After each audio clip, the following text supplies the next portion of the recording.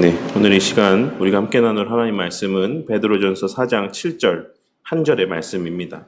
원래 좀 7절부터 11절까지 말씀을 함께 좀 살펴보려고 했는데 말씀을 준비하다 보니까 이 한 절 말씀만으로도 좀 내용이 길어져서 오늘은 이 7절 한 절의 말씀을 나누도록 하겠습니다.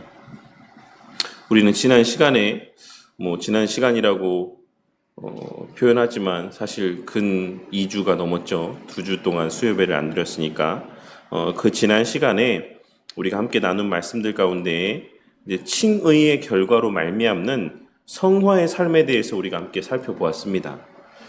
우리는 그리스도께 속함으로 말미암아 그리스도께서 성취하신 의로 인하여 하나님 앞에 의인이라고 칭함을 받습니다. 우리는 이것을 칭의라고 이야기를 하고 좀 더 엄밀하게 표현하자면 의의 전가라고 표현을 합니다.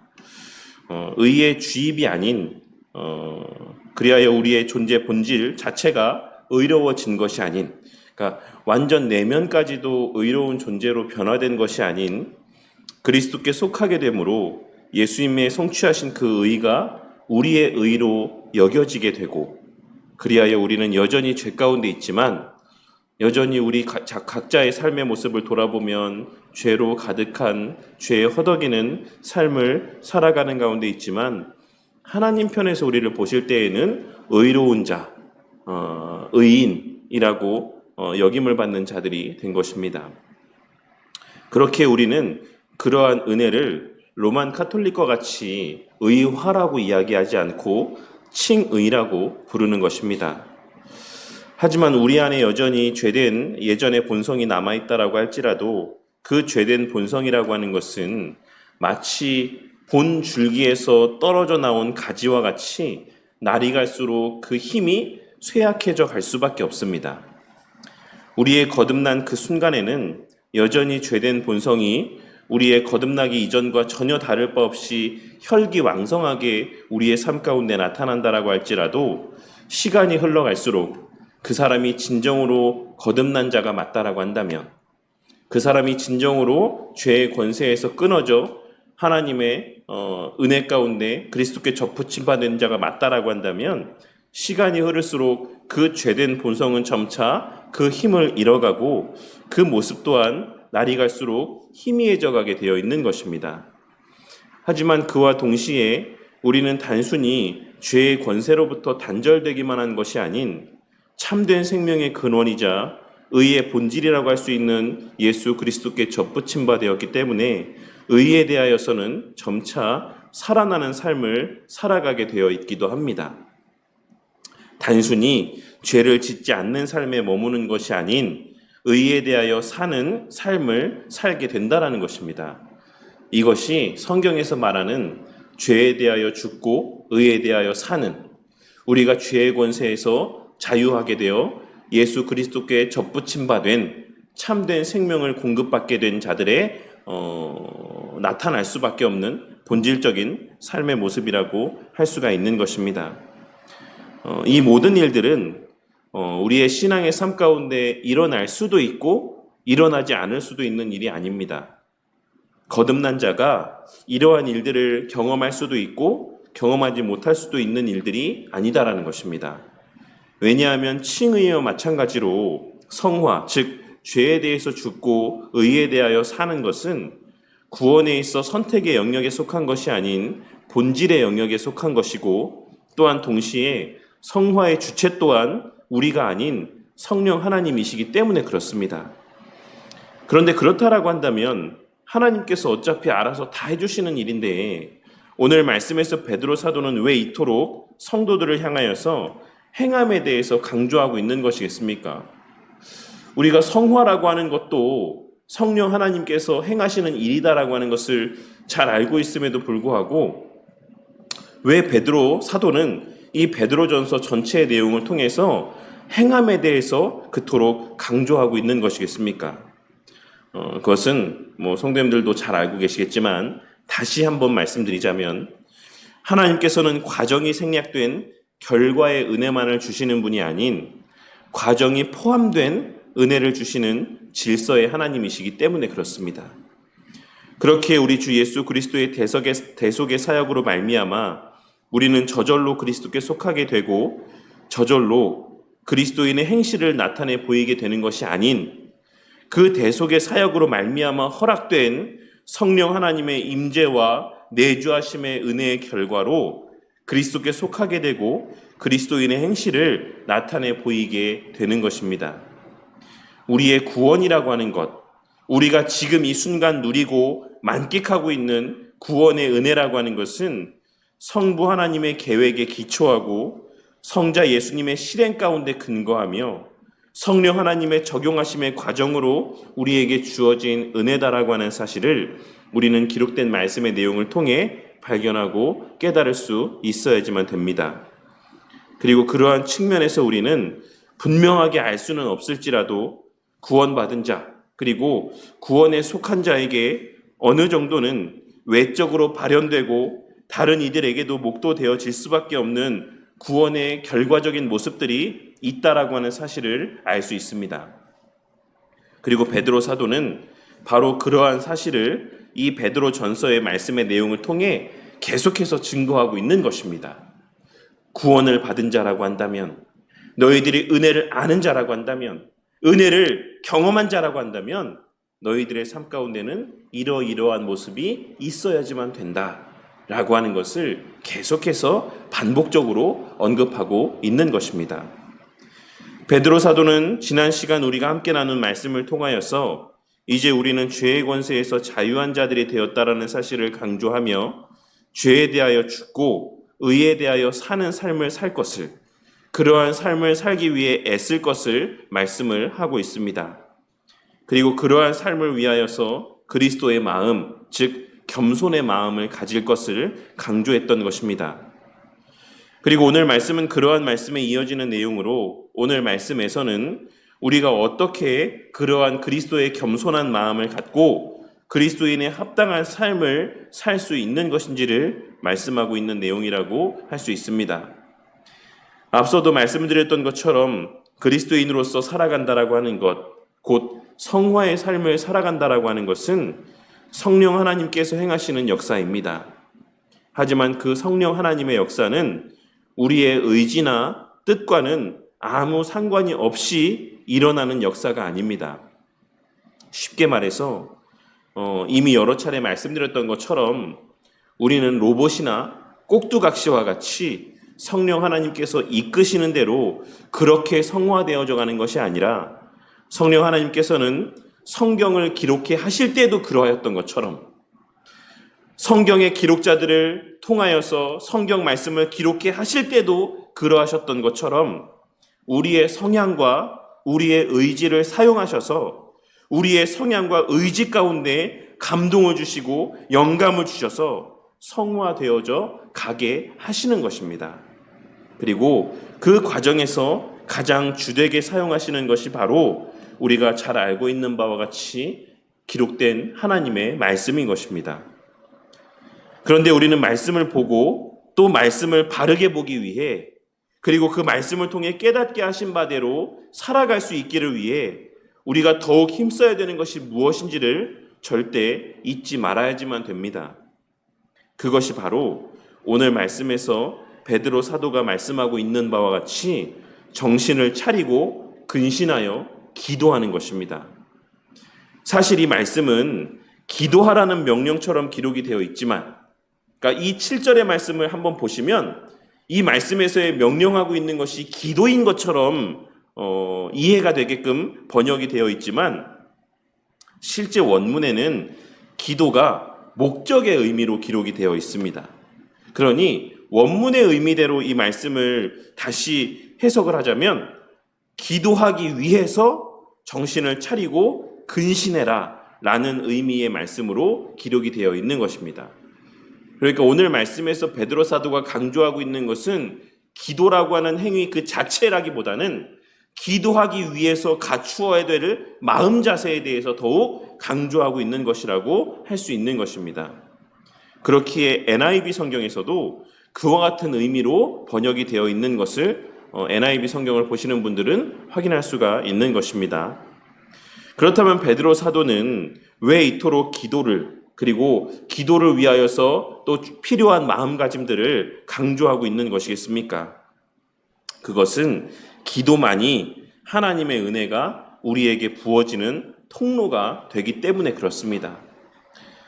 하나님 편에서는 우리의 기도가 없이도 우리에게 일방적으로 은혜를 부어주실 수 있으시지만 일반적으로는 하나님께서는 기도라고 하는 통로를 통하여서 우리에게 은혜를 부어주십니다. 그리고 그러한 측면에서 기도 또한 어떤 면에서는 통상섭리에 속한 모습이라고도 할 수가 있는 것입니다.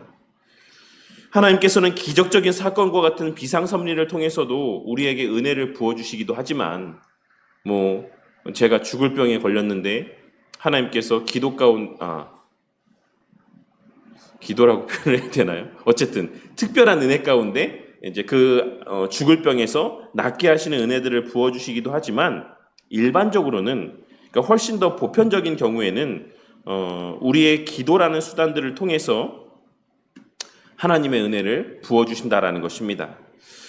그러니 일하지 않고 행동하지 않으면서 기적과도 같은 일을 바라며 기도만 하고 앉아있는 것이 바람직한 신앙이 아닌 것처럼 우리가 병에 걸렸을 때 하나님께서 기도하면 낫게 해주시겠지라고 생각하면서 병원도 가지 않고 또 몸에 좋은 어떤 행동들을 나타내 보이지 않고 그냥 기도만 하고 집에 앉아있는 것이 건전하고 바람직한 신앙이 아닌 것처럼 그와 동일한 맥락에서 기도도 하지 않고 하나님께서 알아서 다 해주시겠지라고 생각하며 가만히 있는 것 또한 바람직한 신앙의 모습은 아니다라고 할 수 있는 것입니다.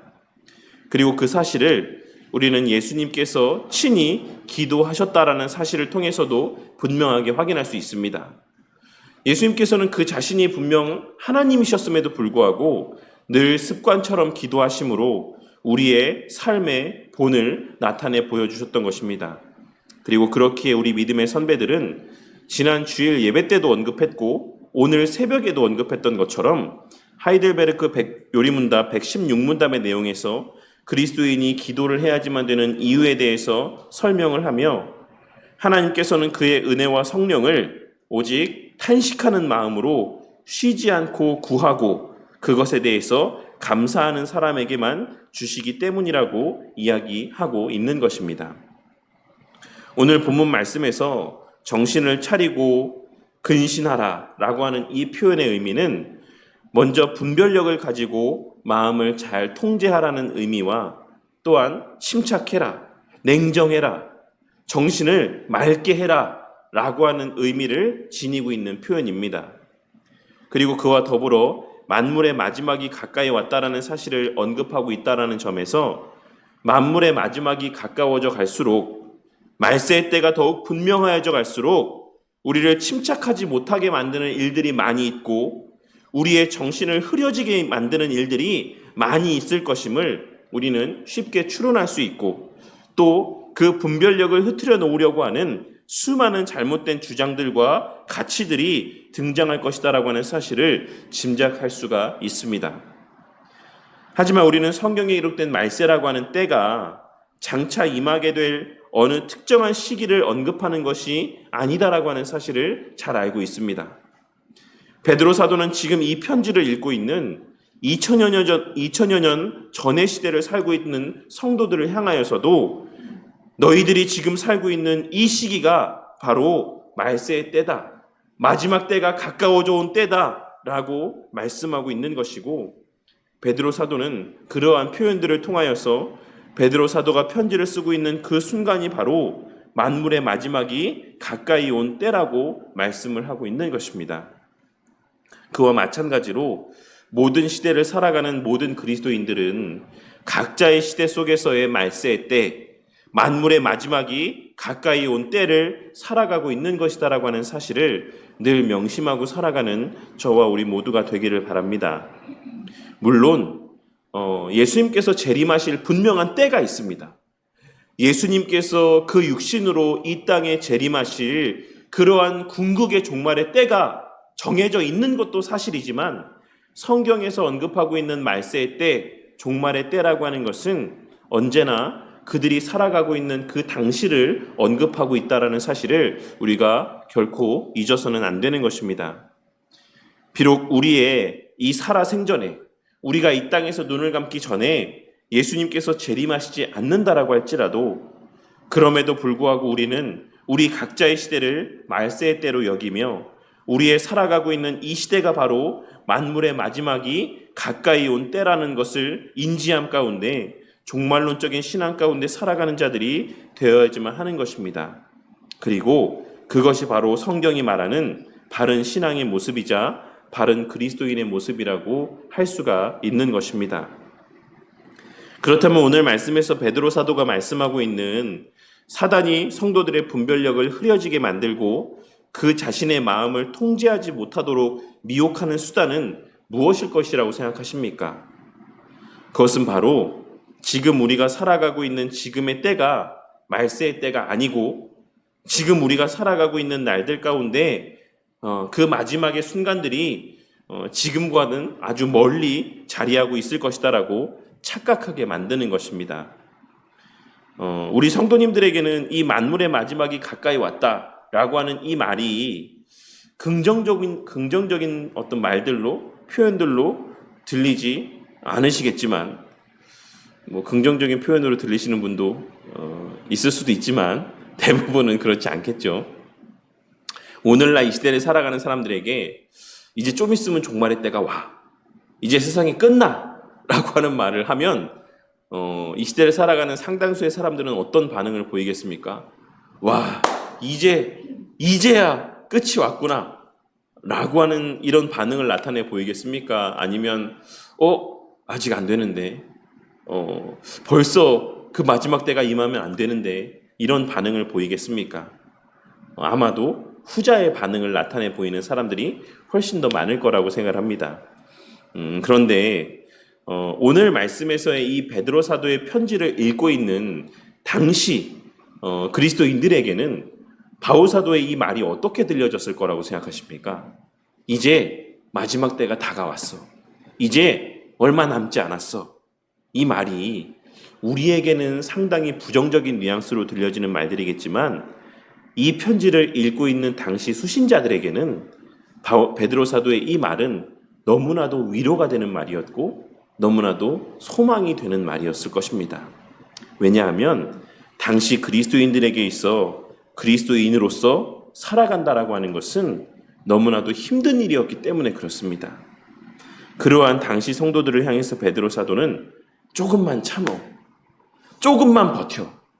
지금이 말세의 때야. 마지막의 때가 가까이 왔어. 그러니까 조금만 참어, 조금만 힘내. 이제 다 왔어. 코앞이야.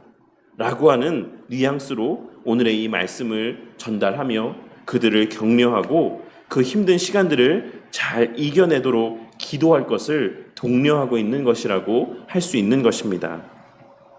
그리고 사탄의 그와 같은 전략은 그 내용은 조금은 다를지라도 오늘날에도 여전히 동일하게 반복되고 있습니다.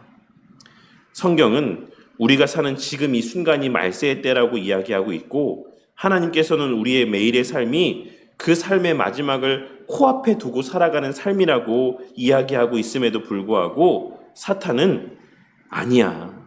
아직 멀었어. 야, 네 삶이 아직도 창창한데 무슨 천국과 지옥을 이야기하고 무슨 내세의 삶을 이야기하고 무슨 영적인 삶을 이야기해. 당장 네 손앞에 잡히는 네 눈앞에 보여지는 이런 문제들도 산더미같이 있는데 무슨 언제 올지도 알 수 없는 그 영생에 대한 것들을 관심을 갖고 그러한 삶에 대해서 주의를 기울이며 살고 있어. 정신 차려. 너의 삶은 실제야. 너의 삶은 현실이야. 너의 삶은 지금 코앞에 있는 이 문제가 더 중요한 문제야. 라고 우리를 현혹하고 우리의 마음을 뒤흔들어 놓고 있는 것입니다. 사탄은 이 편지를 읽고 있는 당시 그리스도인들을 향해서도 우리와 똑같은 마음으로 우리와 똑같은 생각을 갖게끔 그들의 마음을 현혹했을 것입니다.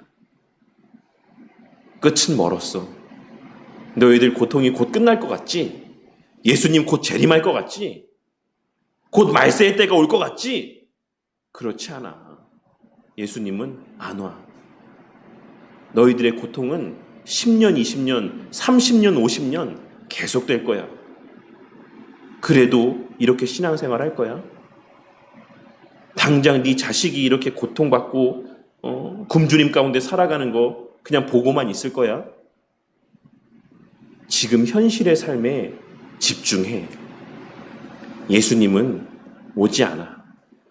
그런 마음들을 그들 가운데 심어주며 그들의 신앙을 뒤흔들었던 것처럼 오늘날 이 시대 가운데는 조금 다른 면에서 평안한 삶을 살아가고 있는 우리들을 향해서는 조금 다른 의미에서 우리의 종말의 때는 아직 한참 남았다. 우리가 영혼에 대해서 생각할 수 있는 시간들은 아직도 수없이 많이 남았다. 우리가 돌이키고 회개하며 하나님 중심, 교회 중심의 삶을 살 수 있는 시간들은 아직도 너무나 많이 남아있다. 우리가 기도할 수 있는 시간, 열심히 예배드리며 교회 앞에 충성할 수 있는 시간들은 아직도 창창하게 남아있다. 그러니까 지금은 너 먹고 사는 일에만 좀 더 집중해라. 지금은 너의 당면한 그 문제 해결하는 데만 좀 더 집중해라. 라는 마음으로 우리를 뒤흔들어 놓고 있는 것입니다.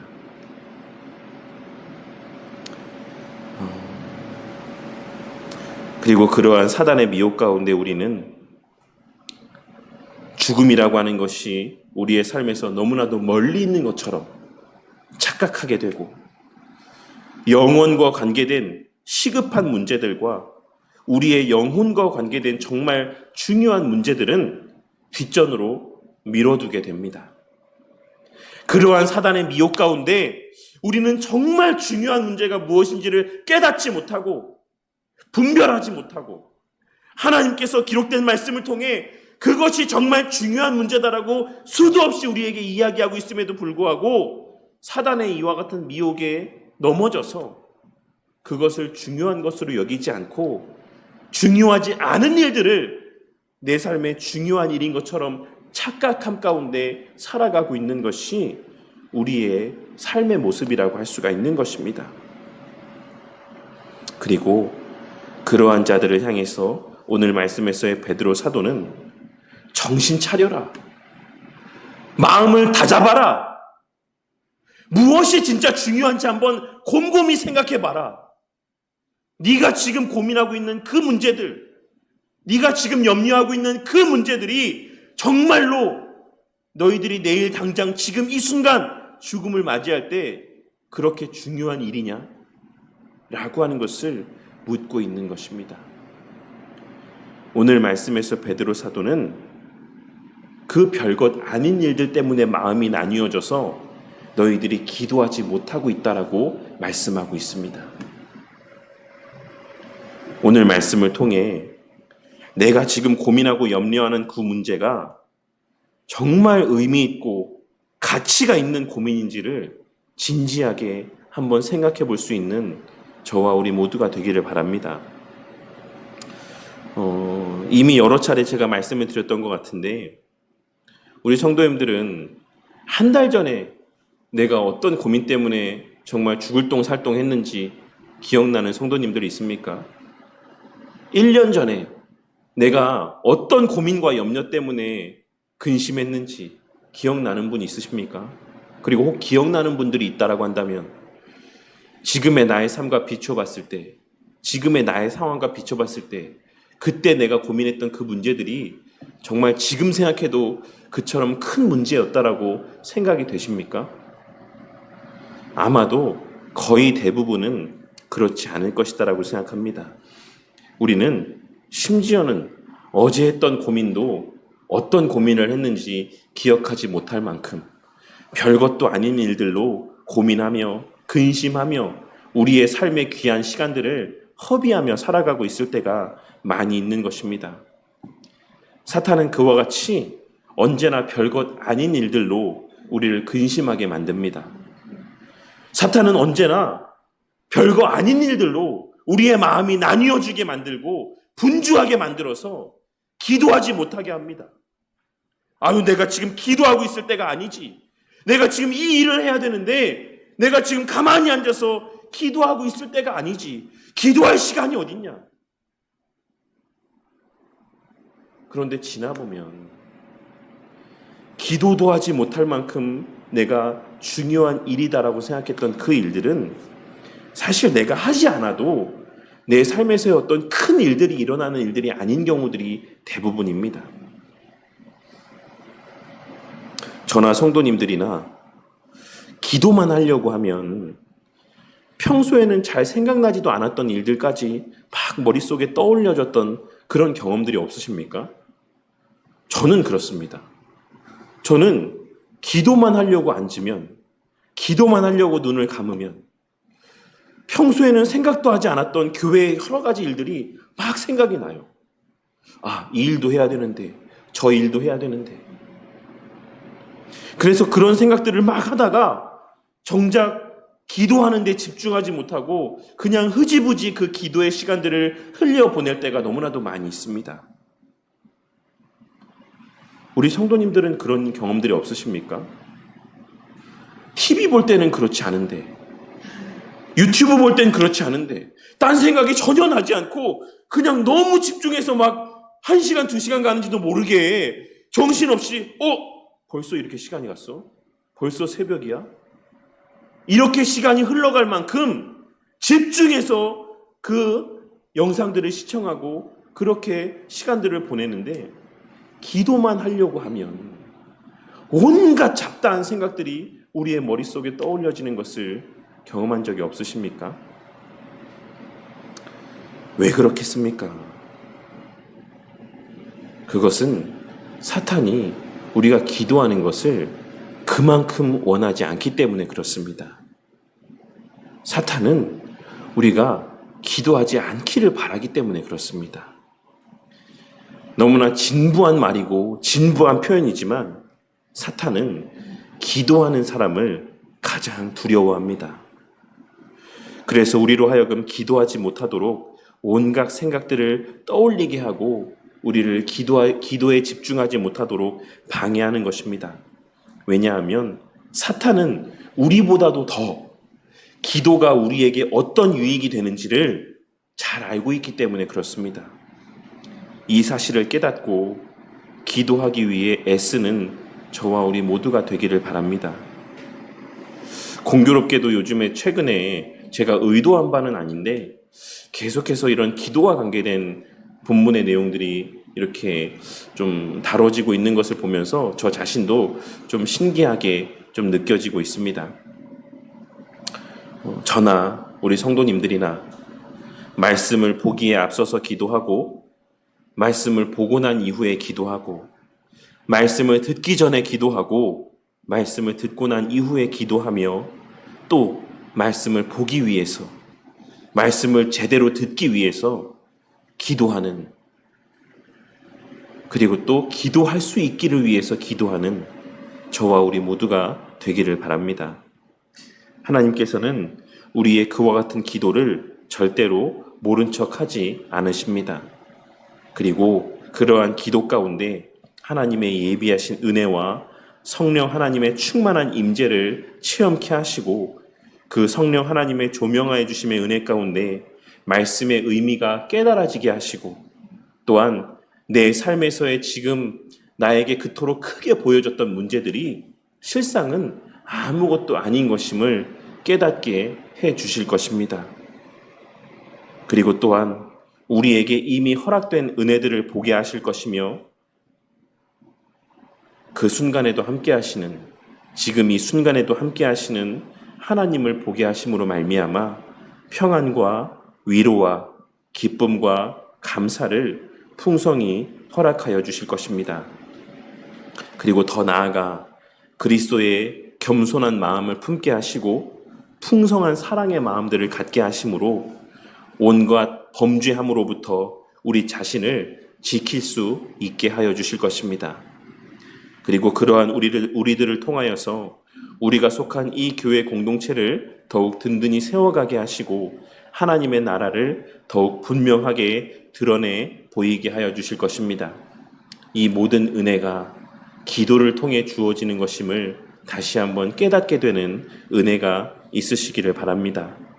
그리하여 삶 속에서 기도하기 힘들 때마다 혹은 기도하려 앉았는데 온갖 생각들이 내 머릿속을 가득 채우려 하는 그러한 경험들을 하게 될 때마다 그 순간이 바로 사단이 나에게 있어 기도하지 못하도록 방해하는 때인 것임을 기억하고 더욱 하나님께 간구하며 하나님께 매달리며 기도하기 위한 열심을 내는 저와 우리 모두가 되므로 주님께서 부르시는 그 날까지 늘 바른 종말론적인 신앙 가운데 정말 오늘 당장 죽음을 맞이한다라고 할지라도 그 삶에 있어 가장 의미 있는 일, 진정으로 가장 가치 있는 일들을 행하다가 주님을 만나 뵙게 되므로 정말 후회 없는 삶을 살고 후회 없는 삶의 마무리를 또 그 마지막 순간을 또 장식하게 되는 저와 우리 모두의 삶이 되기를